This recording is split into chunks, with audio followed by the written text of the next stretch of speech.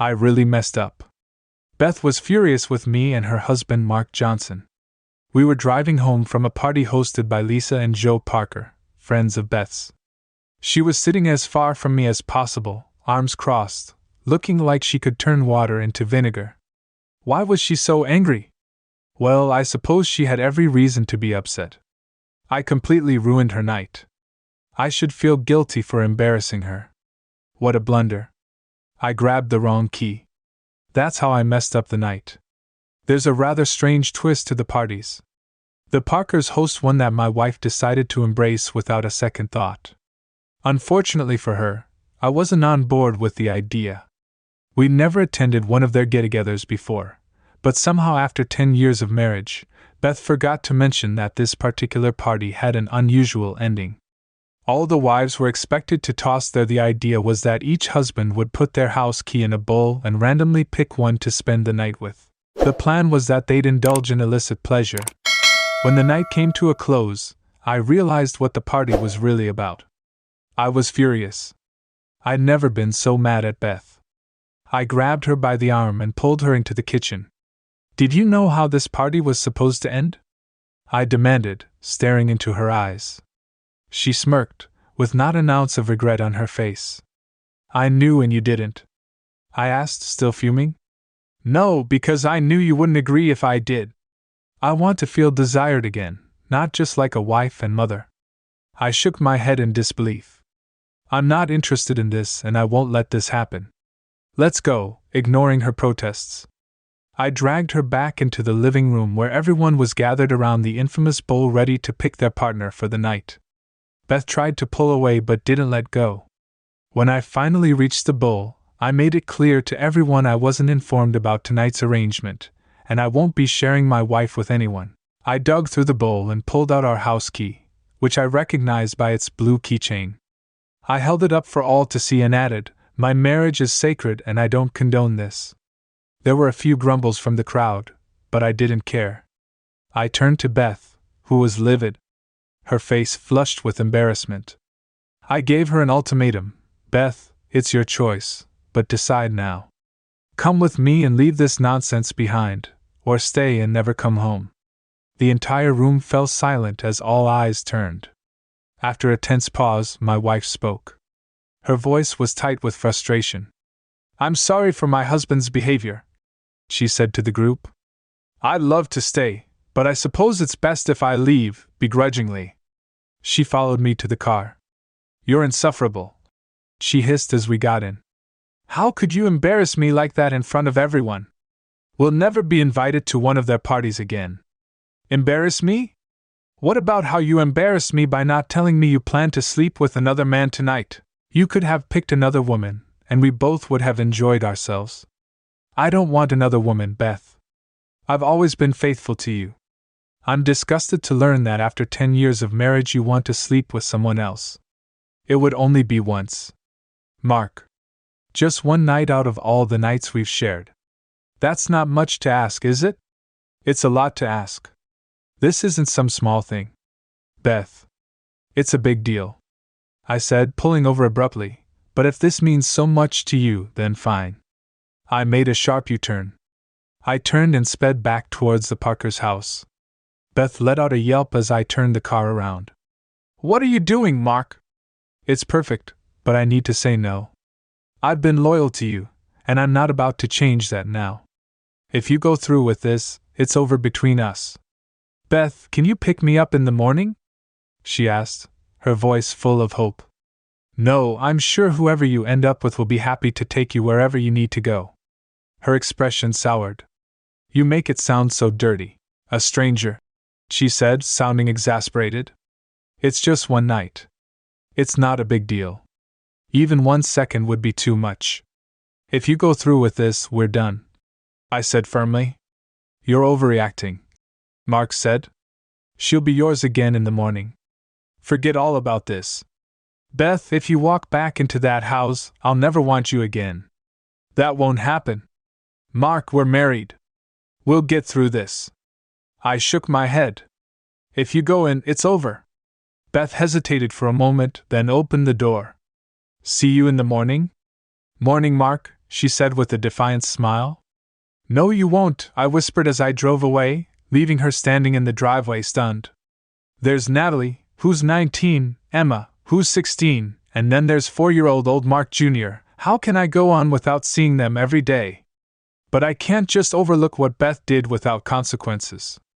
The kids were spending the weekend at my mum's house, which gave me time to figure out my next steps. I drove around aimlessly for about half an hour, still hoping Beth would call and ask me to pick her up. But as the minutes ticked by, it became painfully clear that she had made her decision. I headed home as I pulled into the driveway. My phone rang for a moment. My heart, I was hoping it was her, but the caller ID told me otherwise. I answered anyway, and it was Ted Mason, one of the guys from the party. Hey Mark, it's Ted. Beth gave me your number. She's really hoping you'll come back. She's excited for tonight and thinks you should join in. You're a lucky guy. Every man here is hoping to pick her key. She's been telling everyone that tonight it's going to be unforgettable, and she wants you to be part of it. It's getting pretty heated here. Ted went on. Everyone's excited to see who they'll be with tonight. You still have time to come back and pick a key.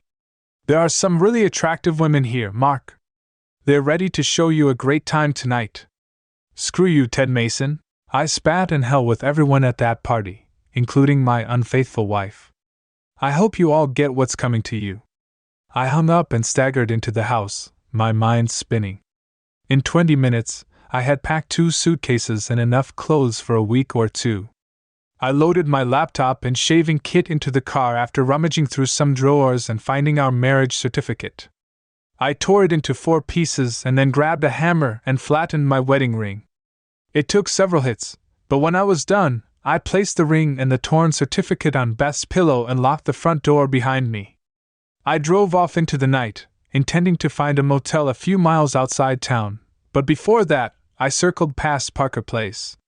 I noticed a few cars had already left, and some people were standing around chatting on the street.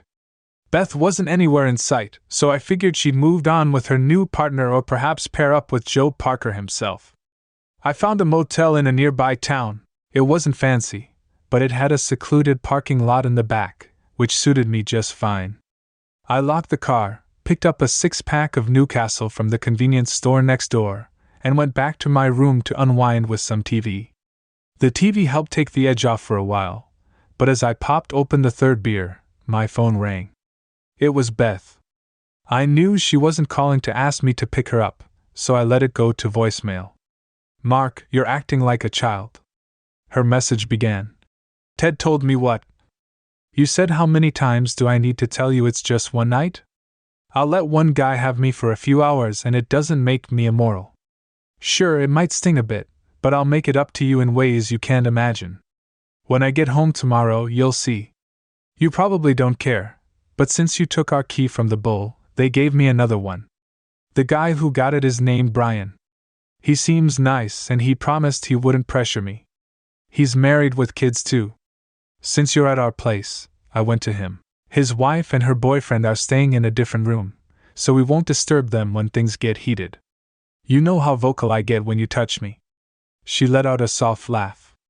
Mark, I know you're upset, but I promise I won't let him do anything we haven't done. I told Brian we should keep it simple, maybe stick to the usual positions. He's been with me a few times, mostly missionary, but we might mix it up a little. He agreed, especially since it's my first time with another man. He'll drive me home tomorrow, and I'll shower and freshen up before I come back to you. No leftovers for you, baby. Sweet dreams. Love, get ready for some. I was really excited to see you in the morning. Love you, Mark. Listening to her message really upset me. How could I have married someone so foolish and immoral? Sure, Beth had always been a bit scatterbrained, but I thought it was part of her charm. Now her recklessness was going to cost her everything, her life, her husband, and probably her kids. She didn't understand that I should have ignored her message, but I couldn't help myself. I dialed her number, and she picked it up after the 3rd ring. Hey babe, you're about to find out. Enjoy your night with Brian because when you wake up tomorrow, our marriage is over. Got it? You're finished. Her voice faltered. Mark, where are you? I'm saying, don't be like that. I never thought I'd say this, but I hate you more than I ever loved you. Expect to hear from my lawyer next week. With that, I hung up. 30 seconds later, the phone rang again. It was her. I let it go to voicemail. Mark, she began, her voice cracking. Why are you doing this? How can you say those things to me? I'm your wife. Can't you just let me have this one night? Brian and I are just getting started. Now you're ruining everything. I don't even know if I can enjoy being with him. We're not getting divorced. I'll be home tomorrow. We can talk then. I'd come home now, but I promised Brian I'd be with him tonight. Please try to understand. He got my key and I told him he could have me. I can't go back on that now. She paused and I heard her speaking softly, presumably to him. Oh God, yes, Brian's ready. I have to go. I love you, Mark. I'll always love you. See you in the morning? I felt sick to my stomach. I couldn't resist. I called her back, but the phone rang a few times before going to voicemail. It was clear that Brian had already got in touch with her. I left her a final message. Beth, it's obvious you're with him now. You're enjoying everything he's giving you. All the new sensations. You've broken my heart, and I'll never forgive you for it. You've kept your promise to Brian, but you couldn't keep your vows. From now on, you can sleep with as many men as you like, but I'm done with you, Beth. I never heard back from her. I knew why she was involved with Brian. She became consumed by it. I don't think she even listened to my last message. Either way, it didn't matter. Our marriage was over. I went to bed, and the rest of the night was a blur. I was trying not to think about Beth lying in bed with Brian. I didn't want to imagine her doing all the things she used to do with me, but I knew she would. She was always vocal during sex, and tonight would be no different. The beer finally took its toll, and I passed out, tears still rolling down my face. I woke up a few hours later, and the harsh reality hit me again. My wife had betrayed me, and I needed to figure out a way to protect my kids, get rid of her, and make everyone at that party pay. We lived in Norwood, Mississippi, a picturesque little town along the Gulf Coast. Luckily, Mississippi recognized adultery as grounds for divorce, which might help me avoid paying child support, and maybe even help me gain custody of the kids. I needed a good lawyer, a really good one. I showered, got dressed, and called my mom around 7. I called my mom at 7:30 to let her know what was going on. She was just as shocked as I was about Beth's actions. She promised not to say anything to the kids for now. I told her I'd pick them up once I had everything sorted out. I knew Beth would probably get custody of them, at least temporarily. She'd always been a good mother, but after last night, I couldn't think of her the same way. After hanging up with my mom, I went to a nearby diner for breakfast. Just as I was about to park, my phone rang again. It was Beth. I ignored it, but she called again when I didn't answer. She left a voicemail through SOPs. She said, "Mark, please answer the phone." "What do you mean you might never see me again?" "I love you so much, Mark. I just needed that special night with Brian, and it was amazing. He made me feel alive again. I'd forgotten what it was like to laugh and scream at the same time. But as incredible as it was, you're my man. You're the only one I want. I can fix this. Please come home and let me show you how much I love you." Her voice cracked again, and she broke into more sobs. "Why can't you understand, Mark? I just needed one night with someone new, someone who I felt desired and wanted. It felt so good to know another man found me irresistible. You don't know how much that means to a woman my age, but it was just sex, Mark. That's all it was. Just a few times. I'll never do it again.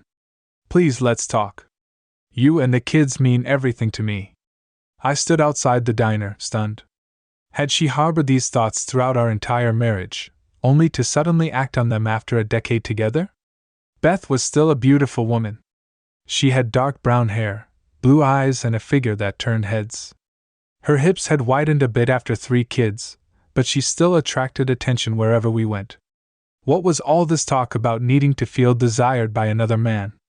I had always shown her how much I loved and desired her. I often surprised her with flowers and took her out on weekly date nights. But it seemed like none of that mattered. She had wanted something new and exciting, and in doing so, she had destroyed everything we had built together. I couldn't forgive her for that. I went inside the diner, ordered some coffee, and sat there staring out the window as the reality of the situation continued to sink in. Beth's betrayal wasn't just physical, it was emotional, too. She had torn apart our family, our trust, and the life we had built together. For what?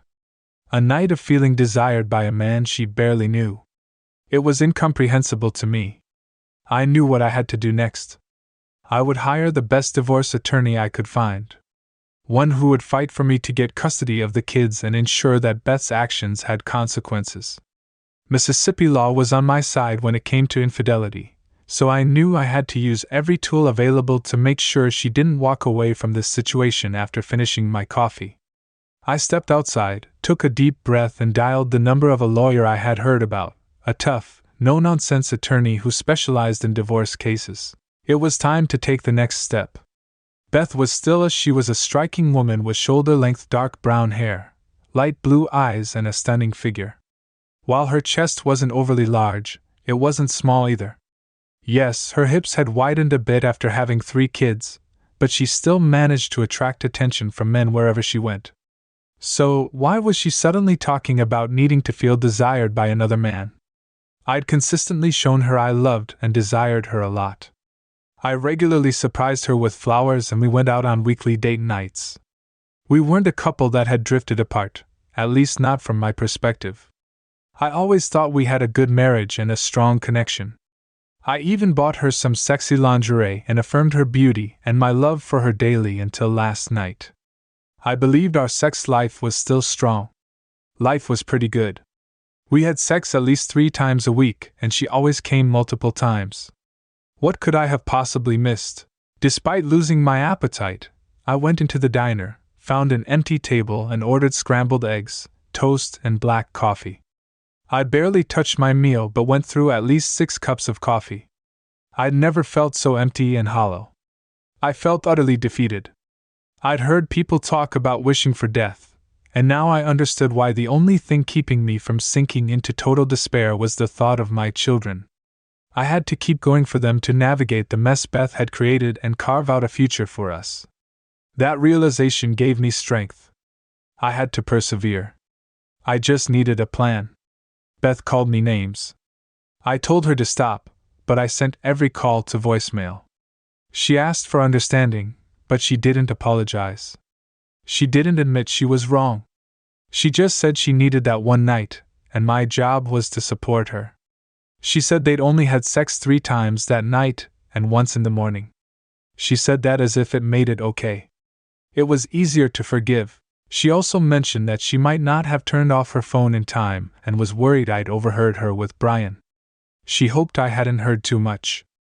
I had to give her credit. She knew exactly how to twist the knife. I couldn't comprehend how someone could be so foolish.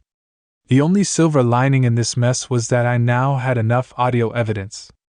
I didn't know if it would be enough to use it as evidence in court, but it was certainly damning.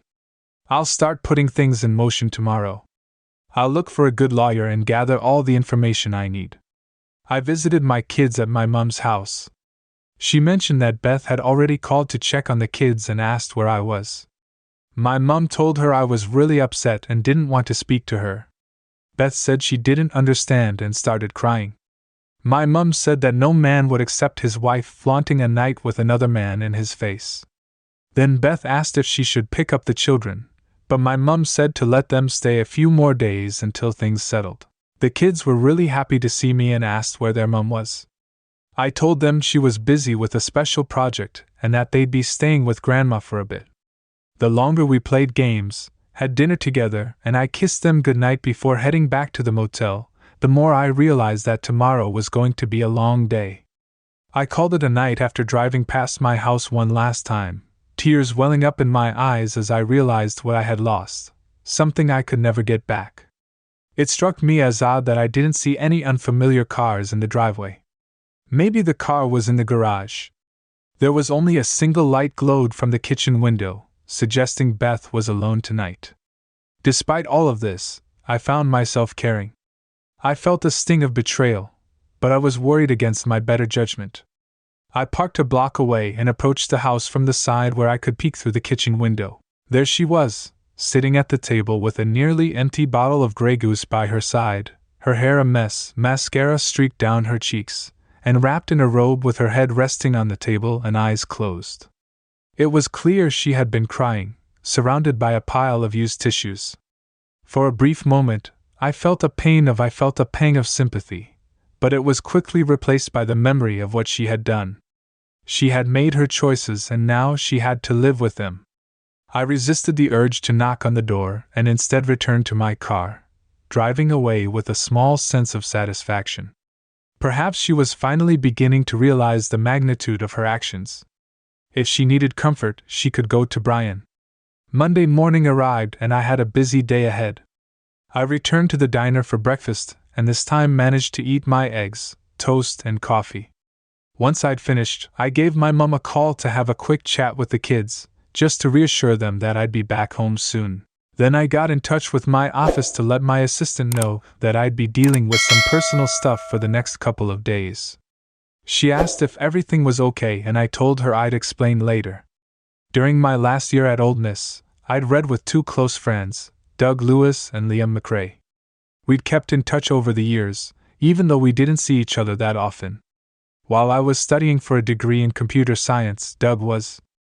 I studied business administration and Lee went into law. I decided to reach out to them for advice. I called Doug first and asked if he and Lee could meet me for drinks later that evening. I explained that I needed their advice on something important, and Doug agreed to meet me at a beachside bar around 5. I arrived early and waited. Lee showed up first, followed by Doug. 10 minutes later, after greeting each other, we sat down at a table on the patio, ordered beers and raised our glasses for a toast. Mark Belg then asked, "So, what's on your mind?" "Your call sounded serious." I took a deep breath. Beth cheated on me and didn't even try to hide it. I confessed, laying out the entire story. "That's rough." Doug sympathized, shaking his head. "I can't believe she did that."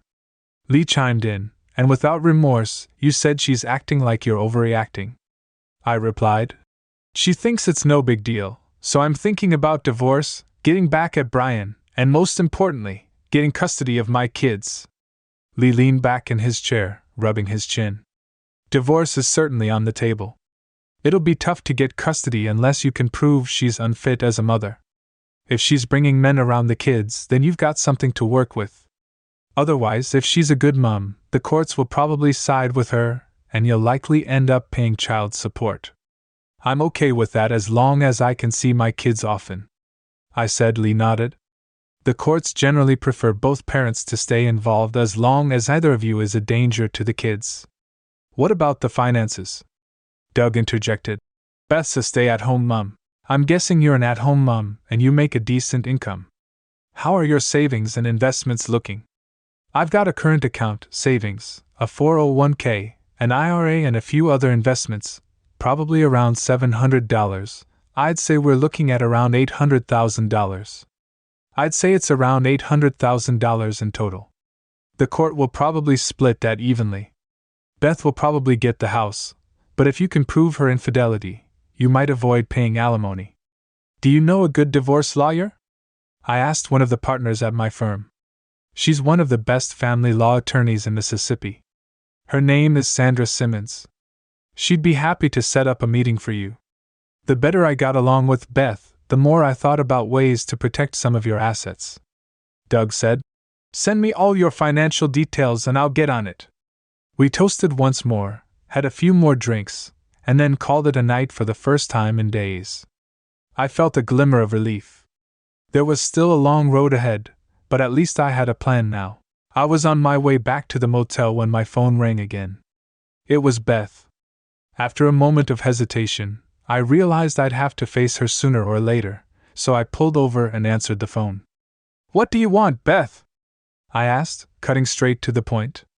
"I want my husband to come home," she said, her voice trembling with emotion.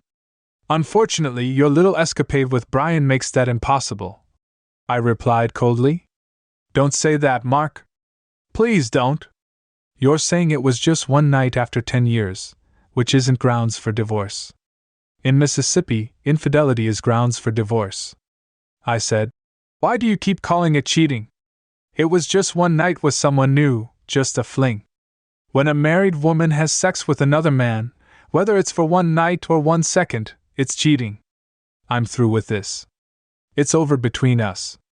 I meant it. Her sobs echoed through the phone. Please, Mark. You can't do this to me. You did this to yourself. Beth, I said, what the hell happened to you? Are you on some kind of drugs or did you just have a complete mental breakdown? You didn't care about me, our kids, or what this would do to our family. You just had to have your night with Brian. You're going to have to face the consequences now. Mark, I never wanted this to happen. I didn't think I was hurting you. I just wanted to try something new. I love you, Mark. It wasn't about you. It was about what I needed. That's what brought us here. Beth, I replied bitterly. You put yourself first. You didn't think about me or our kids. You just thought about what you wanted. It was just a special night. I said it with a hint of bitterness in my voice. Well, congratulations. You got your wish and it ended your marriage. It probably also ruined your reputation with your family and friends. I might forgive you one day, but I'll never forget and I'll make sure everyone knows what you did. Just like you mocked me for being upset about your affair, I'll do the same to you. How are you going to handle it when everyone hears your confession about how many times you were with Brian? Oh God, Mark, please. My parents would be devastated if they found out. Beth, you should have thought of that before. You made your bed, now you've got to lie in it. You act like this was no bigger deal than getting a parking ticket or forgetting to return a library book. You threw away a solid 10. Beth, you were married for a year to a man who adored you.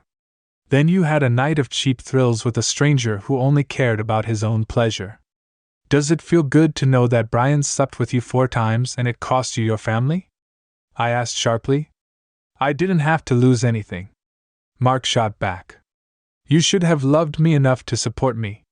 And let me do it. Are you out of your mind? There isn't a single sane man on this planet who would support his wife having an affair just because she wanted to try something new. It doesn't work that way, Beth. You should have known that. What were you thinking when you did this? I demanded. I didn't expect you to be this way. She seemed upset, and I could tell she was trying to justify her actions. I mean, Mark, what's the big deal about letting another man have me for a night? It doesn't mean I love you any less. I've heard about couples hooking up at the Parker parties, and it intrigued me. Why can't a husband or a wife have a fling with someone nice and safe? They can enjoy the experience and explore. I was shocked. I stared at the phone in disbelief as she continued. She said she just wanted to experience another man's touch. She said it didn't mean she loved me any less. She said it just meant she needed something different, just once. Then she said she would have committed to me again and never done it again. But she said that meant I didn't respect her.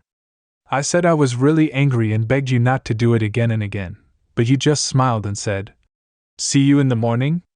Mark, you took away what we had built together for over 10 years. The vows that meant everything to me clearly meant nothing to you. We created 3 beautiful children out of the love we had. We were a family. And now you've given that part of yourself that made our children to another man for what was basically just a one-night stand. She kept repeating it, and you need to accept that and move on. I was so frustrated, I couldn't even put it into words. It was nothing less than a complete betrayal of me, our family, and our sacred vows. And any respect you ever had for me, you wanted to be with another man, and you did it. Well done, Beth, but in doing so, you threw away everything you supposedly valued. She was silent for a moment before blurting out, "Damn it, Mark, why are you being so stubborn? Why can't you understand that it was just something I needed? I'm yours forever. Nothing has changed. Everything's changed," I said bitterly. "You're not just mine anymore. I don't understand why you can't see that. I pleaded with you not to do this, and now you expect me to forgive and forget. You betrayed me willingly, and this pain will last a lifetime. I took a deep breath and continued. I'm getting a lawyer tomorrow. I'm filing for divorce, citing infidelity. I'll name Brian and anyone else from your party I can identify. Imagine their reactions when they find out you're responsible for breaking up their little circle and ruining their reputations. Go to hell, Beth, and take your cheating friends with you. From the moment I met with Sandra Simmons ESQ, I knew I had the right attorney. She didn't waste time with small talk and got straight to business. She asked me why I wanted a divorce and what I hoped to achieve. I told her I wanted to split our assets, offering Beth the house in exchange for less cash. I knew I likely wouldn't get full custody of the kids, but I wanted unrestricted visitation rights without having to pay child support. I knew I wouldn't get full custody of the kids, but I wanted unrestricted visitation rights without having to pay child support. I also gave her all the audio evidence I had of Beth confessing to sleeping with Brian. Sandra was pretty shocked. She said that my wife was careless for admitting to her affair in a way that could be used against her. If we end up in court, we might need a voice recognition expert to confirm it's her voice. But unless we end up with an extremely biased judge, this recording should hold up. We spent the next hour discussing my plans regarding Brian and the other participants from the wife-swapping event. Sandra doubted we could get monetary compensation from them, but she suggested we could expose their activities and shame them enough to cause serious damage to their reputations. I agreed that would be enough for me after giving her a deposit. I asked that Beth be served as soon as possible. Sandra assured me it wouldn't take long and promised. I wanted to let her know before it happened, so on Tuesday afternoon I picked up the kids from my mom and took them to Beth's house. When she greeted us at the door, she hugged and kissed the kids warmly, but when she reached out to me I stepped back. I could see tears welling up in her eyes as she pleaded with me to stay, but I told her I couldn't. I thought it would be best for the kids to go back to their mom. I arranged to pick them up on Friday for the weekend. Beth looked like she was struggling, and I felt sorry for her, but she'd made her choice. Her distress was no worse than what I was going through because of her actions on Wednesday. I went back to work. I realized I couldn't afford to neglect my job. I needed the income, but even more so I needed the distraction. If I allowed myself to drown in the pain of Beth's betrayal, I'd lose my mind. I couldn't do that, not with my kids depending on me. That Thursday I met Doug and Lee for dinner at the Oyster House. We talked over. We had oysters and martinis, and I told them about the kids and the divorce. Doug was still looking for ways to protect some of my assets, and I said he could go ahead with it.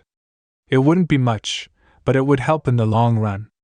We came up with a simple plan to disrupt the wife-swapping club without risking. We also had a friend who worked as a reporter for the book, Sons of Sun, who was confident that if I provided him with the address of the Parker house and the approximate time the group met, he could expose them. He planned to write an editorial about the wife-swapping scene, hinting at the involvement. I also gave Lee some information about local businesses, but I didn't name names. This would cause enough trouble among the city's religious crowd to cause real problems for the group. We shook hands and parted ways. For the first time in a long while, I felt a sense of relief. I had a great weekend with my kids. We went shopping, saw a movie at the Grand 18, and spent a day at the beach swimming and playing frisbee. My kids are my number one priority, and I promised myself I'd never abandon them on Monday. Lee called with good news. His reporter friend was already working on the story.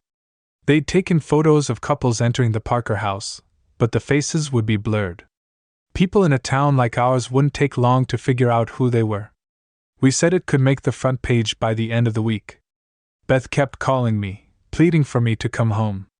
She promised she'd do anything to make it up to me. I was so caught up in everything that I forgot about what she did, but she never apologized. By Wednesday, my lawyer told me that Beth would be served with divorce papers on Friday. Doug also called with more good news.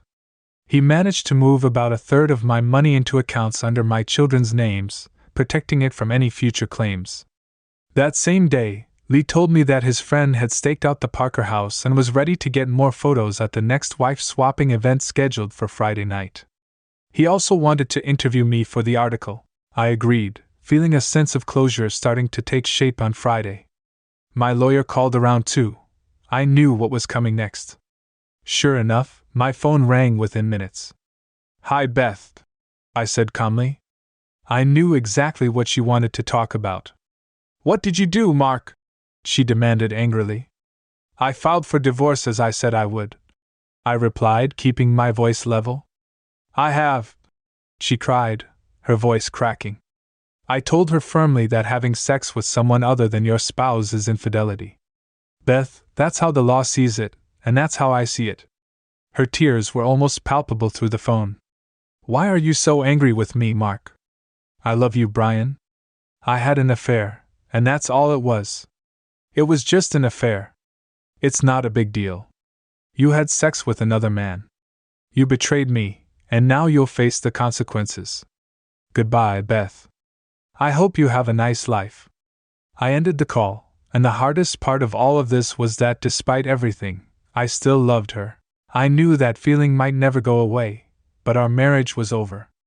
I knew I should stay away from the Parker's house that Friday night, but I couldn't resist the temptation. I wanted to see if Beth's car would be there. It wasn't, but she would be.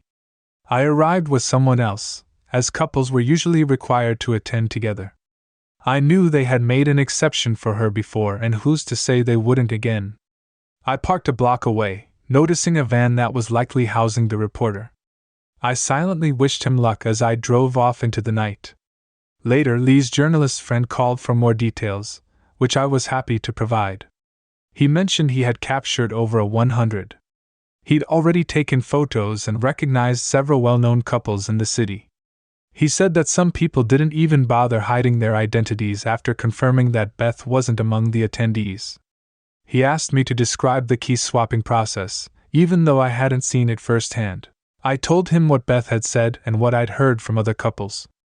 By Sunday, the article was on the front page of the Sun-Herald, which caused a lot of anger. Across the city, the paper had a big photo of couples coming and going from the house. Their faces were blurred, but you could still recognize them by their clothes or cars. There were 4 more pages of photos and a detailed write-up. By Monday morning, local radio and TV stations were discussing the scandal. For me, it was a bittersweet victory. The religious community had protested, and civic leaders had condemned the behavior. The city's reputation was damaged and lawsuits were filed left and right, but all I could think about was the pain I had endured because of Beth's betrayal. Beth continued to try to reconcile, but her attempts were unsuccessful. Our divorce was finalized, granting joint custody of the kids. She had them on weekends and I had them during the week, which wasn't ideal, but it worked in the end. I gave her the humiliation of sharing the audio of her confession to her family and friends. As for the couples involved in the key parties, some divorced and moved away, while others simply vanished from the social scene. Beth started dating again, but it was clear she still didn't understand why what she had done was so unacceptable. I dated a few women, but never found anyone I was ready to settle down with. Some wanted to move in, but I wasn't ready to hand over a key.